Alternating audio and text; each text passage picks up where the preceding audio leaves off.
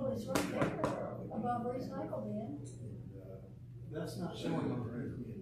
Oh, sorry. No problem. Don't hurt yourself.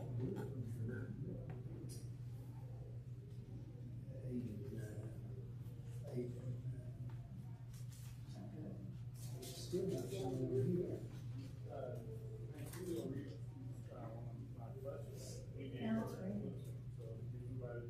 No, it's what? Man. Oh, next one. Across the hall. Sorry for the delay here.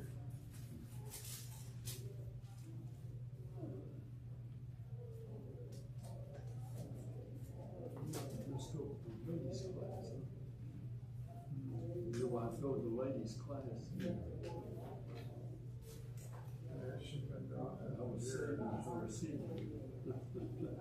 Well, Cameron's got me on PDFs, and I'm not used to using them. I'm really having trouble with the computer, just finding my cursor. You're gonna go there. I don't blame you. I don't see the cursor anywhere. You're not in my way, I'm just trying not to spill my drink. I spilled it all out, she needs warming up. Yes, she does. It's cold. I wiggle this is, there, okay, so the top here. There he is. You're gonna move, Excuse me. Alright, so now I need to go back to James's. Never know you to talk more At than least we got the cursor. It's thinking. Yeah, at least we got the cursor, that's good. Are we streaming or not?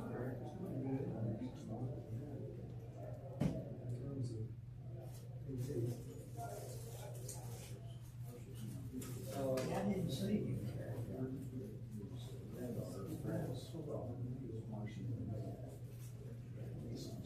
Oh, really? Yeah. Oh, really? Avery? Avery? Yeah. Oh, my goodness. How old is he? Ninth grade. she's like, she's and she's too old, she's too old. I think I saw I wouldn't her. convert her.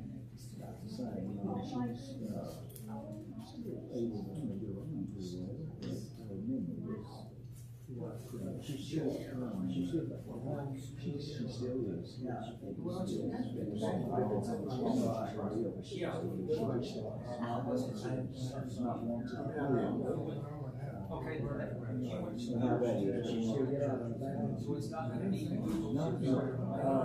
will drive to the grocery store, but she will try to get to the grocery store, but a lot of times she'll foul almost. She doesn't drive at night. That's the only place she knows that she drives. I'm afraid she, if you put a boot to her, she got her jam.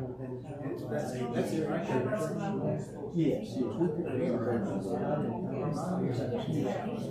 We're worried if she gets out and like puts a detour and gets on the screen, a lot of times she gets disoriented like that. She says she doesn't remember being on this road before. If it's not on her direct route, we're just afraid that she gets lost. She's not. She's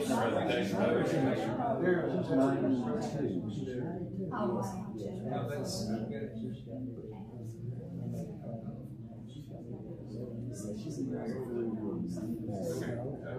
Go to slides. Okay, so that. Oh, is this a PDF? Well, you got your own ones. PDF, okay. We need to mirror. Right now, he's on the same side. Right. Yeah. If you just talk to her first, no, she can talk to you for 10 minutes, you wouldn't know anything, but if you're around her, she's sort of, Peter's Sorry. But it's not up there. It's hard to work. Minimize that for a second. Just like, Just motion board. this one. Are we streaming it? Yes, we're. Three lines there. She just doesn't want that, she doesn't want to move in with us. She doesn't want to go to the physical meetings. We may have, when something happens. Okay, I'm good, how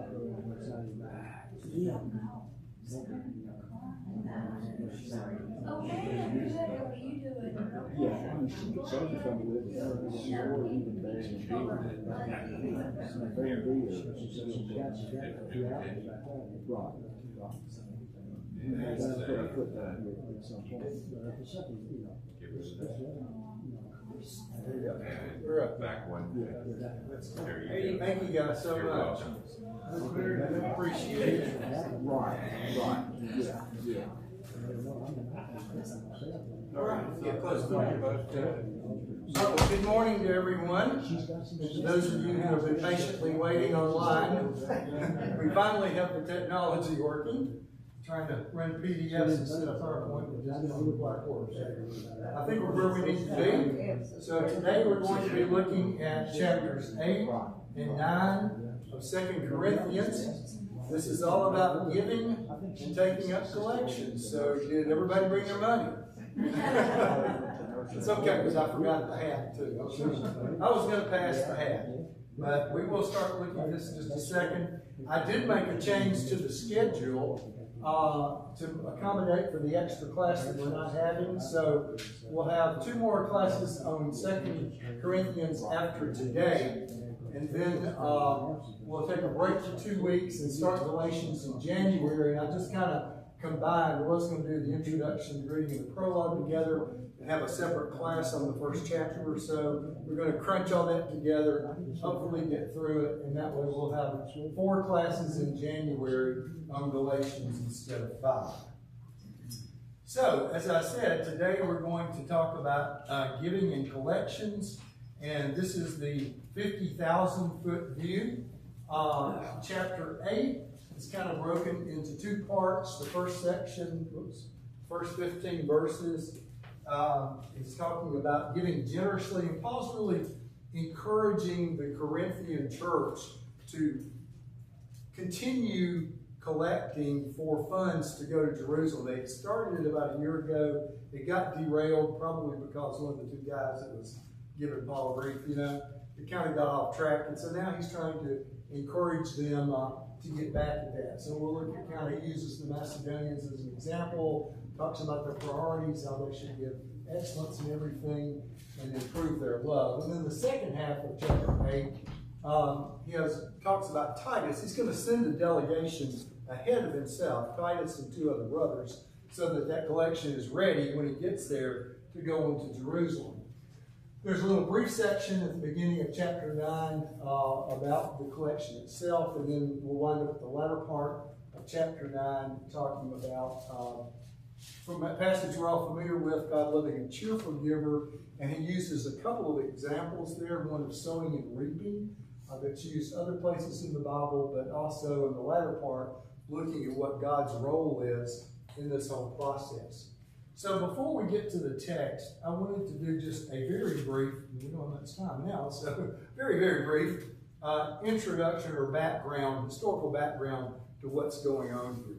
The problem is there was a famine in Judea in the mid to late 40s, and the Christians in Judea, Jerusalem, and elsewhere were really suffering. They didn't have enough to eat. It was really bad. And there are references to this. I'm not going to read these since we're pressed for time this morning, but next page. There are references to this over in Acts in chapter 11, verses 29 through 30. There's a reference to the famine there. Agabus the prophet goes to Antioch, prophesies about this famine, and it does occur during the reign of Claudius. And in fact, Paul and Barnabas go on a relief mission back then, this is before this time, and take some funds to the church in Jerusalem. So that's kind of the backdrop to all of this. And then this collection that he's encouraging now will be completed in AD 57, which is about a year later than where we are today. So that's kind of the background to what's going on here. So let's look at the text for the first half of chapter 8. We want you to know, brothers, about the grace of God that has been given among the churches of Macedonia. For in a severe test of affliction, their abundance of joy and their extreme poverty have overflowed in a wealth of generosity on their part. For they gave according to their means, as I can testify, and beyond their means, of their own accord, begging us earnestly for the favor of taking part in the relief of the saints. And this not as we expected, but they gave themselves first to the Lord, and then by the will of God to us. Accordingly, we urge Titus that as he had started, so he should complete among you this act of grace. But as you excel in everything, in faith and speech and knowledge, in all earnestness, and in our love for you, see that you excel in this grace also. I say this not as a command, but to prove by the earnestness of others that your love is also genuine. For you know that the grace of our God, Lord Jesus Christ, that though he was rich, yet for your sake he became poor, so that by his poverty, you might become rich. I think something got clicked out there. And in this matter, I give my judgment. This benefits you, who a year ago started not only to do this work, but also to desire to do it. So now finish doing it as well, so that your readiness in desiring it may be matched by your completing it out of what you have. For if the readiness is there, it is acceptable according to what a person has, not according to what he does not have. For I do not mean that others should be eased and be burdened, but as a matter of fairness, your abundance at the present time should supply their need, so that their abundance may supply your need, that there may be fairness. As it is written, whoever gathered much had nothing left over, and whoever gathered little had no lack. So that's a long text. Just want to go back to the very first there and point out one thing. He starts out, the very first one, I want you to know about the grace of God that has been given among the churches in Macedonia. Paul talks about grace 10 times in these 2 chapters.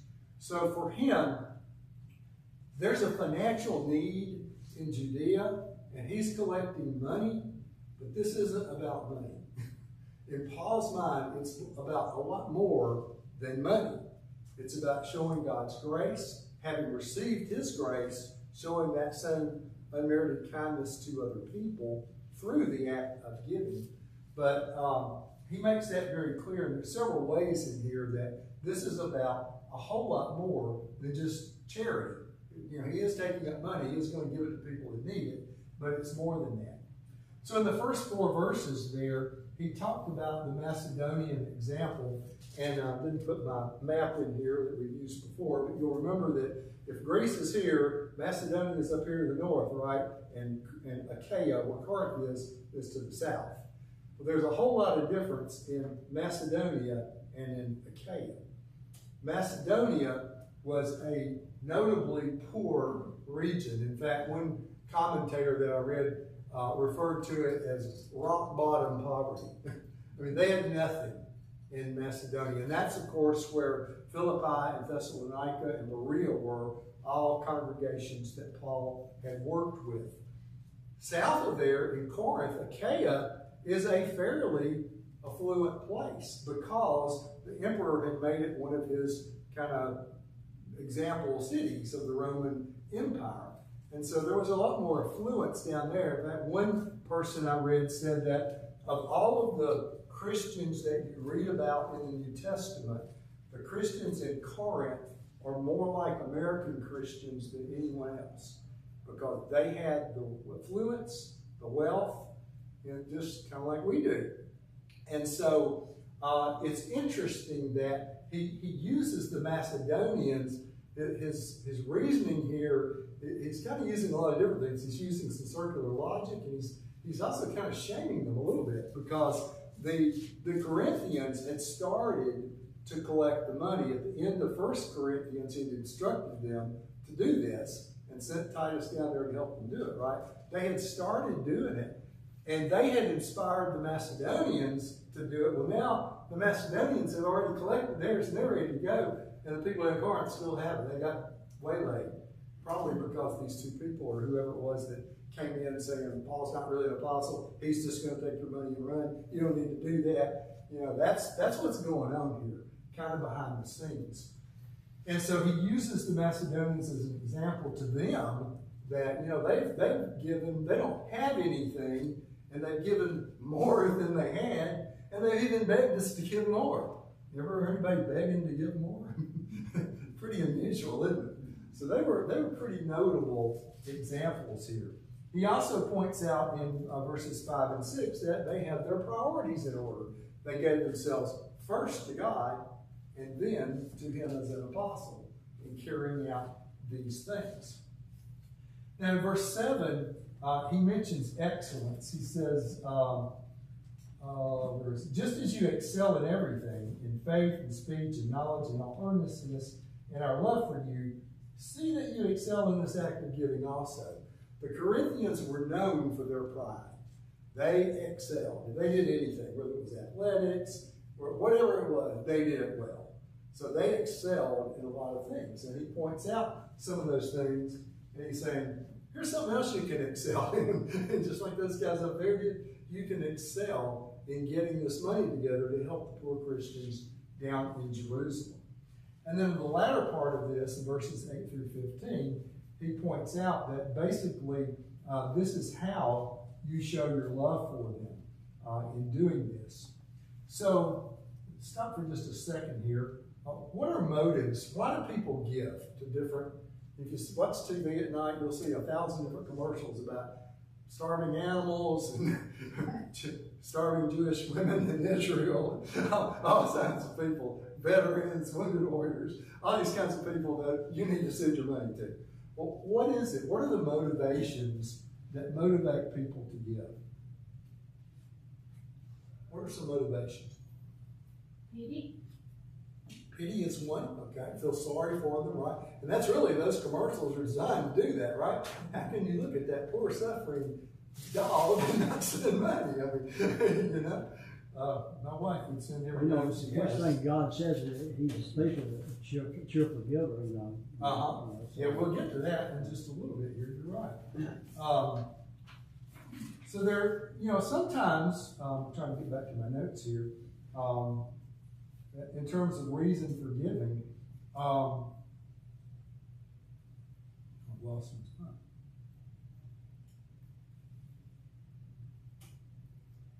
So sometimes it makes us feel good to give, doesn't it? I mean, you feel like you're doing something helpful. It can be a kind of a self thing in some way.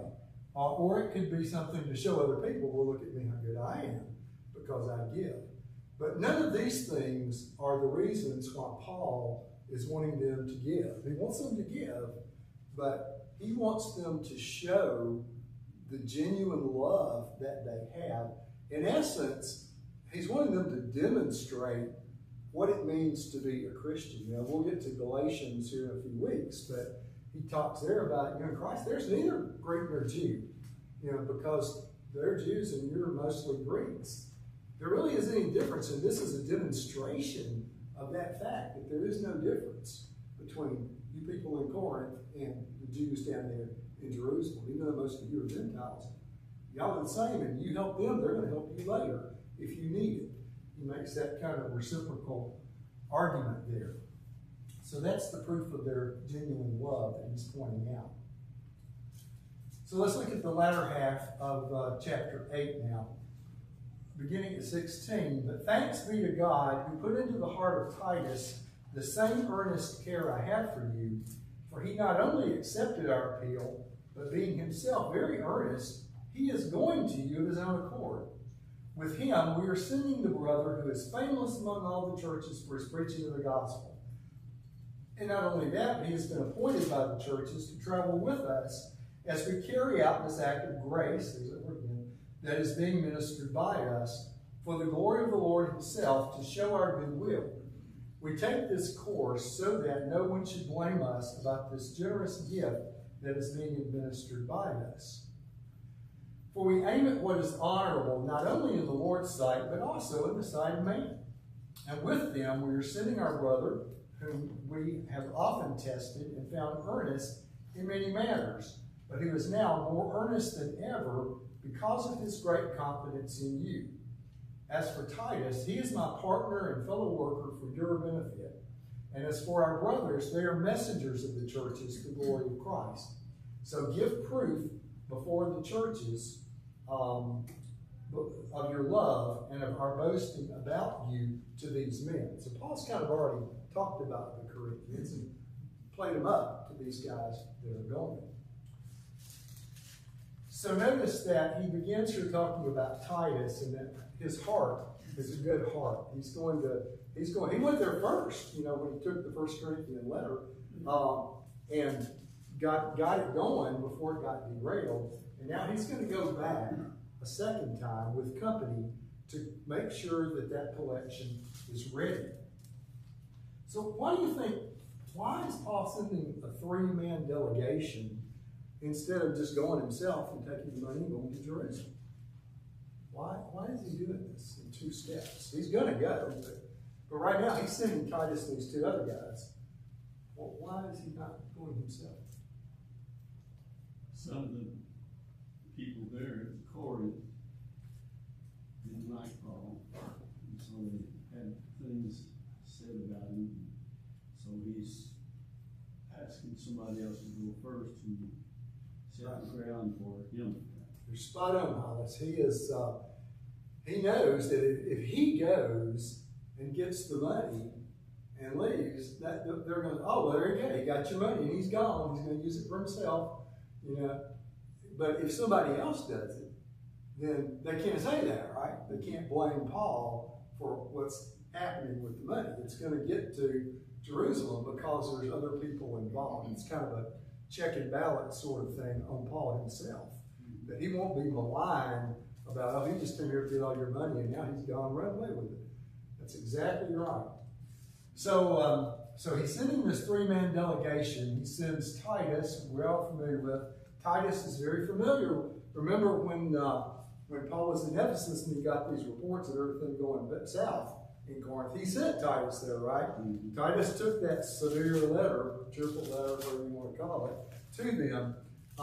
And so they know Titus. He's a well-known entity to them.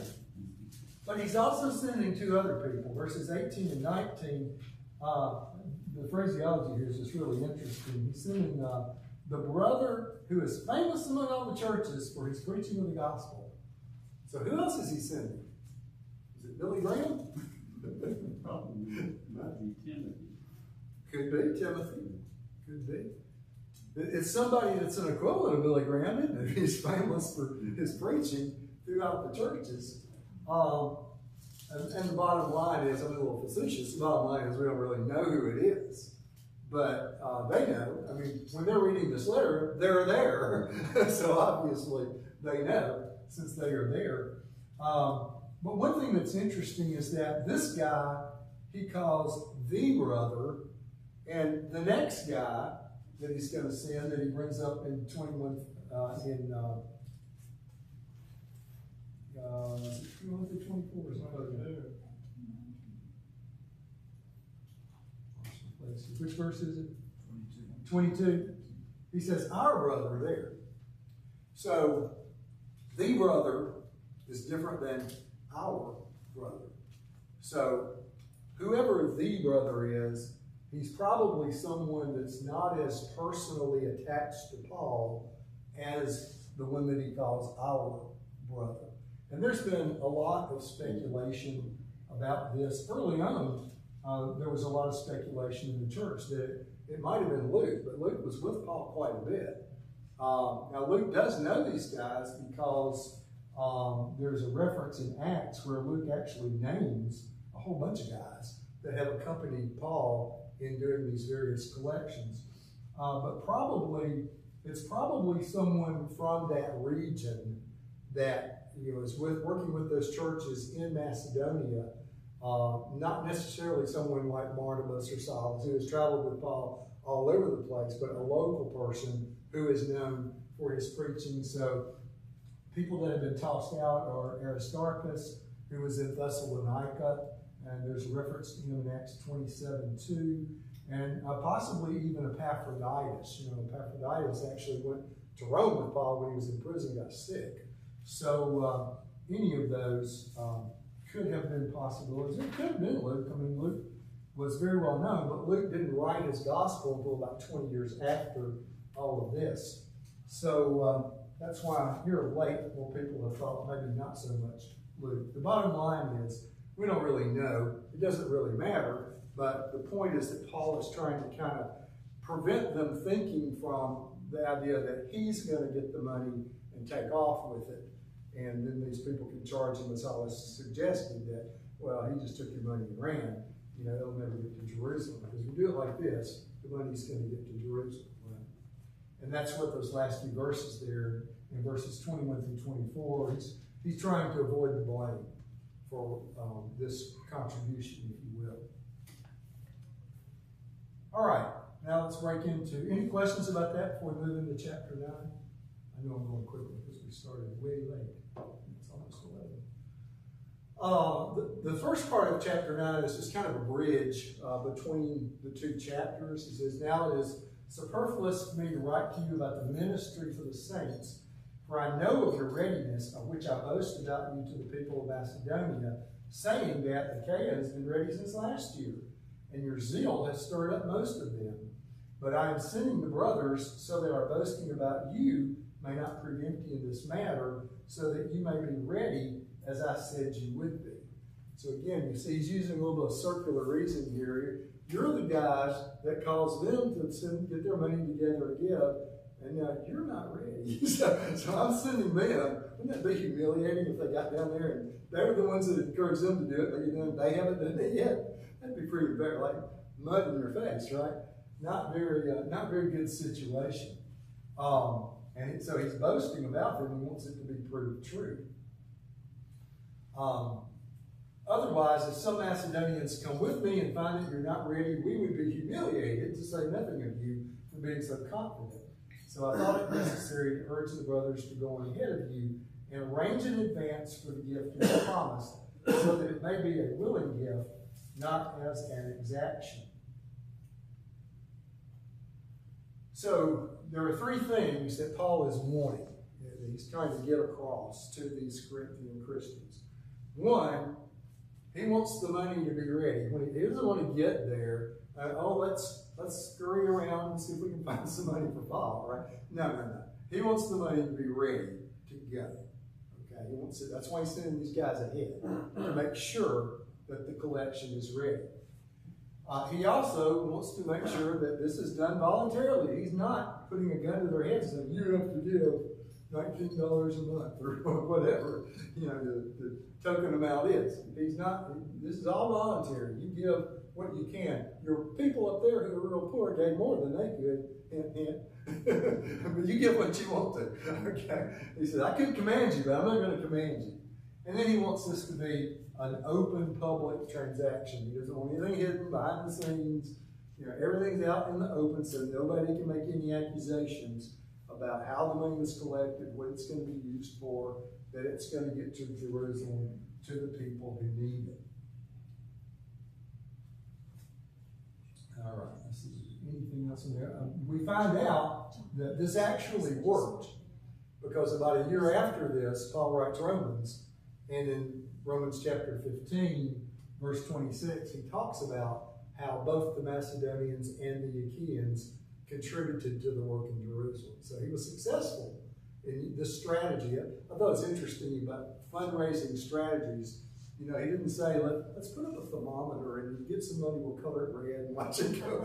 That's what we do, right?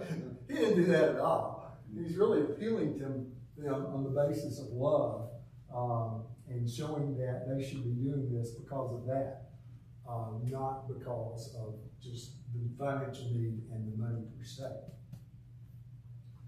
All right, I think this gets us at a good spot to be able to finish on time with the latter part. There's some good stuff here in the latter part of chapter 9. So let's look at that. This is verses 6 through 15 of chapter 9. The point is this: whoever sows sparingly will also reap sparingly, and whoever sows bountifully will also reap bountifully. Each one must give as he has decided in his heart, not reluctantly or under compulsion, for God loves a cheerful giver. And God is able to make all grace abound to you, so that having all sufficiency in all things at all times, you may abound in every good work. As it is written, he has distributed freely, he has given to the poor, his righteousness endures forever. He who supplies seed to the sower and bread for food will supply and multiply your seed for sowing and increase the harvest of your righteousness. You will be enriched in every way to be generous in every way, which through us will produce thanksgiving to God. For the ministry of this service is not only supplying the needs of the saints, but is also overflowing in many thanksgivings to God. By their approval of this service, they will glorify God because of your submission flowing from your confession of the gospel of Christ and the generosity of your contribution for them and for all others. While they long for you and pray for you, because of the surpassing grace of God upon you, thanks be to God for his inexpressible gift. So again, you get the sense here for Paul, this is about a lot more than just money. They need money, they've got money, we're going to send money, but it's really about generating praise for God, thanksgiving, bringing the two together, Jews and Gentiles. I think that's really his primary goal in this whole thing. Yes, they need the money, but this is a real tangible demonstration, bless you, tangible demonstration of what it means to be a Christian and not be either Greek or Gentile, but to be one in Christ. And that's kind of what he's getting at here. So, sowing and reaping in verses 6 and 7. Let's see if I'm on the right page here. Yeah, here we are. Spoiler alert, we're going to see this again in January when we get to Galatians, because he talks about sowing and reaping in Galatians as well. But there he's not talking about so much in a financial context as in a spiritual context. If you sow to the flesh, you reap from the flesh. If you sow to the spirit, you reap from the spirit. So we'll look at that in a little bit. I want to look particularly at verses 8, 9, and 10. So in verse 8 here, he had said, God is able to make all grace abound to you, so that having all sufficiency in all things at all times, you may abound in every good work. So what does it mean to have all sufficiency? Have what you need. Okay. Is it like being wealthy, having lots of possessions, and things like that? My footnote says all contentment. All contentment, okay. This is a really kind of interesting word. It's actually a Stoic word that the Greeks used. Remember the Stoicism and the Greeks that were kind of like that in the region and all. It didn't mean having a bunch of possessions. It meant getting rid of all your possessions, everything except what you basically had to have. And so the idea of being content with little is the idea that he's trying to get across. He's not preaching a health and wealth gospel here that you're going to get all this stuff because of your generosity. That's not what he's saying at all. He's saying you can get rid of everything and then you can really be content. It kind of reminds me of, any of you ever read Walden? Is it Thoreau or Emerson? One of the two, I forget which. But if you ever read Walden, he talks about in his little cabin in Massachusetts in Walden Pond, he has one chair, one table, one fork, one spoon. The absolute minimum. You know about being a minimalist. He was really a minimalist. I mean, I opened my drawer and I got like 10,000 pieces of silverware there. It's like, I can't use all that. It's just one of me. Right? But that's kind of the idea that this is getting across when he talks about this all-sufficiency. Is that right? Yeah. I don't think it's pertaining just to giving your means to the church. I think it has a bigger scope there. I think if you just a free giver, I mean, if you're not selfish with what you have, God has blessed you with, you know, and if you see a need, wherever it might be, whether it's in church or out of church, or just somebody out on the streets that, you know, destined to be in need of whatever, you know. Right. And it don't have to be money, it could be anything, you know. Right. You just be a free You know, giver. these days, the thing that's more valuable than money is time, right? Giving people your time. You need somebody to. That's the thing that Somebody tends needs to really somebody, trigger. if you see somebody on the street needs a ride or needs, Right. got a, you know, be a free giver, you know, of of what your means of what you have, you know, for that. Okay, so going on here to verse 9, he says, and God is able, he quotes this passage, as it is written, he has distributed freely, he has given to the poor, his righteousness endures forever. Mentioned, I think last week, Paul's really good with the Old Testament. He knows his Hebrew scriptures really well. He's quoting there from Psalm 112:9, where it basically says, blessed is the man that gives bread to the poor. But it's also parried in Proverbs 22:9 as well. So he's pulling on those Old Testament passages to kind of make the same point to these Corinthian Christians about that being a good thing to do. And then in verse 10, this gets really interesting as well. He says, he who supplies seed to the sower and bread for food will supply and multiply your seed for sowing and increase the harvest of your righteousness. So what does it mean to increase the harvest of your righteousness?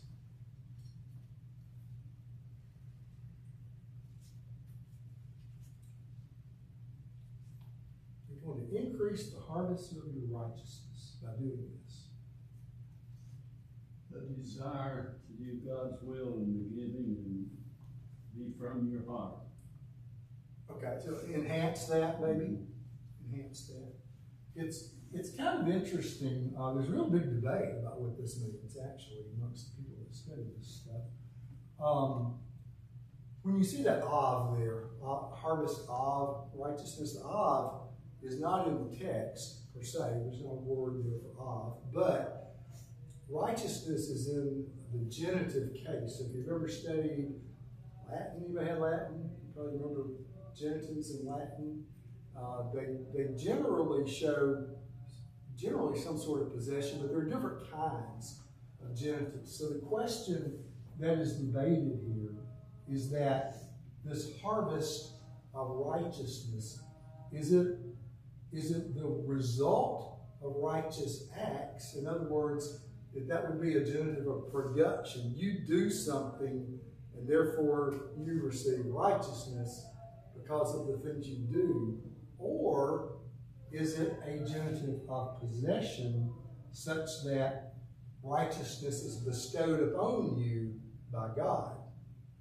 So the difference in it's something that you generate, or is it something that God gives you, this harvest? I think as a Christian, you give freely if you sold on Christ and His Word, and if you want to be with Him, and if you want, in His service, that would you'd have the attitude of being a free giver, in all occasions, in every situation of your life, whatever it might be, So, it's one of those things you can't really tell which was meant. Just looking at the Greek, it could be interpreted either way. It could be both. It may be actually meaning both things to some extent. But I think this draws on another passage. If I can find it here. We're going to look at a couple of passages that this draws on. First one is Isaiah 55:10.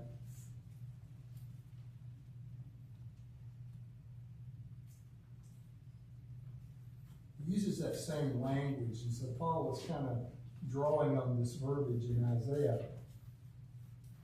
For as the rain and the snow come down from heaven, and do not return there, but water the earth, making it bring forth and sprout, giving seed to the sower and bread to the eater, so shall my word be that goes out from my mouth. It shall not return to me empty, And then also in Hosea 10:12, kind of that same verbiage again.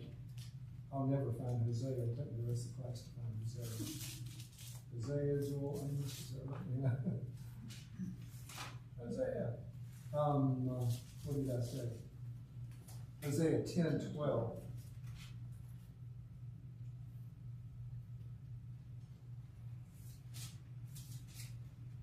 Sow for yourselves righteousness, reap steadfast love. Break up your fallow ground, for it is time to seek the Lord, that he may come and rain righteousness among you. So in this sense, to me, Hosea sounds a lot more like God's giving the righteousness, not like you're earning, or God's giving the harvest, that you're not necessarily earning the harvest because of your righteous act of giving. If that makes sense.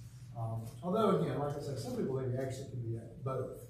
But it's just an interesting dilemma with the text, the way it is. We have 2 minutes here. So let me wrap up with, I didn't even get into, some of this relates back to Old Testament patterns, like when the tabernacle was being built, and they asked the people to bring the stuff for the tabernacle. Finally, Moses said, no, I've got enough, take it back. I don't need any more. There's a passage in Ezra that some of this refers to, Ezekiel.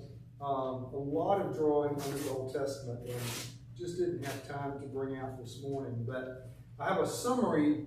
I didn't make a slide of this because I came across it later after I had sent the slides to James. But I think this is good. This is kind of bullet point summaries of what these 2 chapters tell us about Christians and giving. Okay, so Christians, 1, should be generous. Right? He's encouraging generosity. 2, we should trust the harvest principle. The more we sow, the more we reap. Right? That's a harvest principle that Paul alludes to. We should be cheerful and not do our giving under compulsion. Not someone's got a gun to our head. You know, we're not under the tithing system of 10% in the Old Testament. In fact, some people say that if you really look at the Old Testament tithing system, because they had so many other things that they contributed, it really was a lot more than 10%. But that was the tithe, obviously, was 10%. We should trust God to meet our needs, whatever it is that we need. Again, not that we're going to be all sufficient in having everything, but we're going to have what we need and be content with that. We should be giving thanks to God. One of his big things here in the end is that this produces thanksgiving. The Macedonians are giving thanks that they're being able to give, even though they're dirt poor. They're being thankful for that. And obviously the Jews in Jerusalem are being thankful for what they're receiving. This equates giving with obedience. When we give, we're being obedient. We're doing something that God asked us to do. And then finally, it builds fellowship. So here, again, I think really one of Paul's primary motives in this whole idea of taking this collection is, yeah, they need money, but bring Jews and Gentiles together. That they're part of the same thing in Christ, and they're helping each other. And that really bonds them together, even though ethnically they are quite different. So we are out of time. Any questions or comments anyone has? One thing I did think was interesting is that, if you look at the end of 1 Corinthians, Paul is telling them how to do this. He says, every first day of the week, he says, that's money.